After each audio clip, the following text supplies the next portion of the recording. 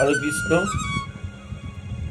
সাথী সবাইকে প্রণাম জানিয়ে আমি শ্রীমদ্ ভগবদ গীতা থেকে কিছু আলোচনা আপনাদের সাথে করব, যেটা সাধারণত দেখা যায় শ্রীমদ্ ভগবদ গীতা অধ্যয়ন করার সময় আমরা প্রথম অধ্যায় থেকে অধ্যায়, শ্লোক থেকে শ্লোক লিঙ্ক খুঁজে পাই না বলে আমাদের অধ্যয়নের কিছু সময় পরেই অস্বস্তি বোধ করে।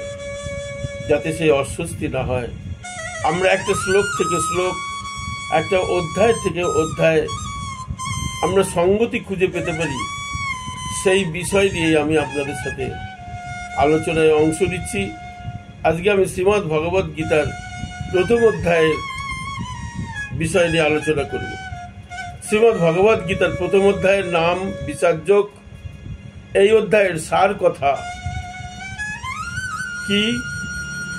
রণাঙ্গনে প্রতীক্ষমান সেনাবাহিনীর মুখোমুখি হয়ে মহাযোদ্ধা অর্জুন উভয় পক্ষ সৈন্য সম্ভারের মধ্যে সমবেত তার অতি নিকট অন্তরঙ্গ আত্মীয় পরিজন আচার্যবর্গ ও বন্ধুবান্ধবদের যুদ্ধে প্রস্তুত হতে এবং জীবন বিসর্জনে উন্মুখ হয়ে থাকতে দেখেন।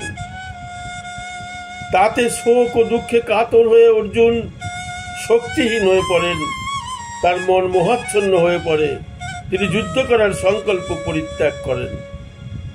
এই অধ্যায়ে এই বিষাদযোগের মূল শিক্ষা কি? মূল শিক্ষা হচ্ছে দুটি। একটি হচ্ছে ভগবানের সুরক্ষা, দ্বিতীয় হচ্ছে ভগবান তার ভক্তের সেবক। ভগবানের সুরক্ষাটা কি? ভগবানের সুরক্ষা সকল বাহ্যিক এবং জাগতিক প্রতিকূল পরিস্থিতি সত্ত্বেও অন্তিমে বিজয় তারই হয় যে ভগবানের শরণাগত থাকে, অর্থাৎ ভগবানের শরণাগত ভক্তকে ভগবান সুরক্ষা দেয়। আর দ্বিতীয় হচ্ছে ভগবান তার ভক্তের সেবক, অর্থাৎ ভগবদ গীতার মূল চরিত্র শ্রীকৃষ্ণ সারথী হিসাবে, অর্থাৎ অর্জুনের সেবক হিসেবেই প্রকাশ পেয়েছেন। ভগবান ভক্তের সেবক, অর্জুন ভক্ত। এবার আমরা এই অধ্যায়ের 64টি শ্লোক রয়েছে, এই শ্লোকের রূপরেখা আমরা তৈরি করব। 1 থেকে 11 যে শ্লোক কয়টি রয়েছে তার মধ্যে আমরা দেখতে পাই যে কুরুক্ষেত্রের যুদ্ধের প্রস্তুতি, যেমন মহারথীদের নাম, তাদের অবস্থান এবং শঙ্খের নাম ইত্যাদি। 12 থেকে 20 শ্লোকে আমরা দেখতে পাই পাণ্ডবদের যুদ্ধ জয়ের সংকেত, যেমন কৃষ্ণের স্বয়ং পাণ্ডবদের পক্ষে থাকা। দ্বিতীয়, কৃষ্ণ যখন আছেন লক্ষ্মী দেবীও স্বয়ং আছেন। তৃতীয়, কুরুক্ষেত্র হচ্ছে ধর্মক্ষেত্র, পাণ্ডবরা ধর্মের পক্ষে। চতুর্থ, রথের ধ্বজায় হনুমানের উপস্থিতি। পঞ্চম, দিব্য শঙ্খ পাণ্ডবদের পক্ষেই। ষষ্ঠ, অগ্নিদেব প্রদত্ত রথ। সপ্তম, কৌরবদের ভীতি। এই আমরা 12 থেকে 20 শ্লোকের মধ্যে এই বিষয় সম্বন্ধে জানতে পারি।